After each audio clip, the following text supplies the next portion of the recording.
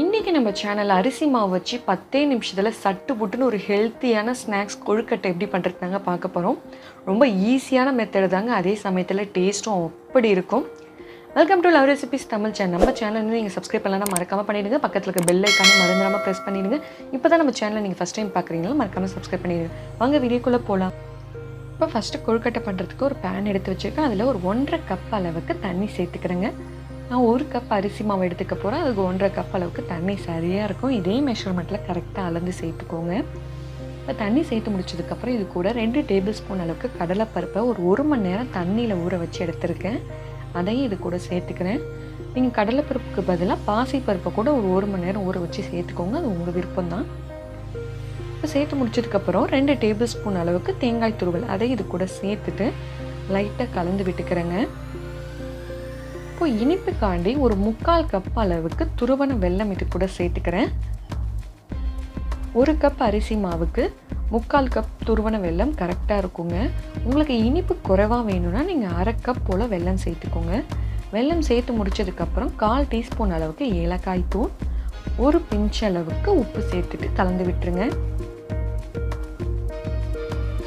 இப்போ நம்ம சேர்த்துருக்க வெல்லம் நல்லா கரையிற அளவுக்கு கொதிச்சுதுன்னா போதுங்க. அதிலே நம்ம ஊற வச்சு சேர்த்துருக்க கடலைப்பருப்பும் வெந்துடும். உங்களுக்கு பருப்பு ஊற வைக்க டைம் இல்லைன்னா நீங்கள் 1 டேபிள் ஸ்பூன் அளவுக்கு வெள்ளை எள்ளு இல்லைனா கருப்பு எள்ளு சேர்த்துக்கோங்க. அதோட ஃப்ளேவர் ரொம்ப நல்லாயிருக்கும். இப்போ வெல்லம் நல்லா கரைஞ்சதுக்கப்புறம் ஸ்டவ்வை மீடியம் ஃப்ளேமில் வச்சுட்டு 1 கப் அளவுக்கு பச்சரிசி மாவு இது கூட சேர்த்துக்கோங்க. சேர்த்து முடிச்சதுக்கப்புறம் நல்லா கலந்து விட்டுக்கோங்க.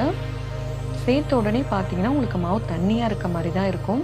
நீங்கள் 1 நிமிஷம் போல் நல்லா கலந்து விட்டுட்டே இருந்தீங்கன்னா மாவு நல்லா இறுகி கிடைக்கும். நம்ம சேர்த்துருக்க மாவு வெள்ளையாக தெரியாத அளவுக்கு நல்லா கலந்து விட்டுக்கோங்க.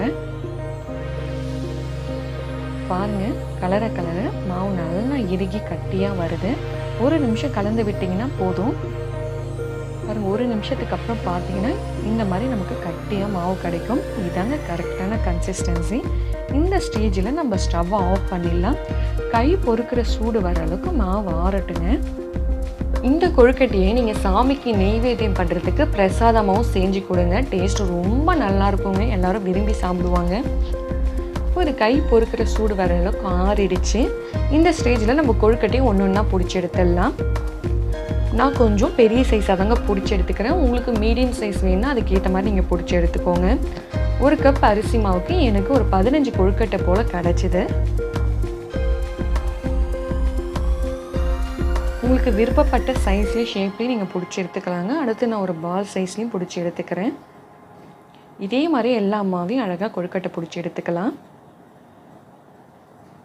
இப்போ எல்லாம் ரெடி பண்ணியாச்சு. இப்போ இது இட்லி பாத்திரத்தில் போட்டு வேக வைக்க போகிறோம். அதுக்கு ஒரு இட்லி பாத்திரத்தில் 2 கப் அளவுக்கு தண்ணி சேர்த்துட்டு ஒரு இட்லி தட்டு மேலே நம்ம பிடிச்சி வச்சுருக்க கொழுக்கட்டையும் ஒன்று அழகாக சேர்த்துருங்க. இப்போ சேர்த்து முடிச்சதுக்கப்புறம் மூடி போட்டு ஒரு 5 நிமிஷம் இது வேகட்டுங்க. 5 நிமிஷத்துக்கு அப்புறம் நம்ம பார்ப்போம். இப்போ கரெக்டாக 5 நிமிஷத்துக்கு அப்புறம் ஓப்பன் பண்ணி பார்த்தீங்கன்னா நம்மளுடைய கொழுக்கட்டை சுட சாப்பிட ரெடியாக இருக்குது. நான் உங்களுக்கு எடுத்து காட்டுறேன். கையில் கொஞ்சம் கூட பிசுன்னு ஒட்டவே இல்லை பாருங்கள்.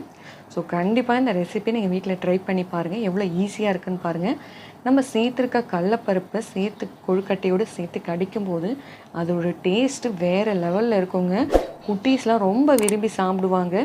கண்டிப்பாக இந்த ரெசிபி நீங்கள் ட்ரை பண்ணி பார்த்துட்டு இதோட ஃபீட்பேக் எப்படி இருந்துச்சுன்னு எனக்கு கீழே மறக்காமல் கமெண்ட் பண்ணுங்கள். அப்படியே பக்கத்தில் இருக்க லைக் பட்டனையும் ப்ரெஸ் பண்ணிவிடுங்க. உங்கள் ஃப்ரெண்ட்ஸுக்கும் ஷேர் பண்ணிவிடுங்க. இதோட இன்னி ரெசிபி வீடியோ முடியுது. வேறொரு ரெசிபி வீடியோவில் அடுத்த வீடியோவில் உங்களை சந்திக்கிறேன். தேங்க்ஸ் ஃபார் வாட்சிங்.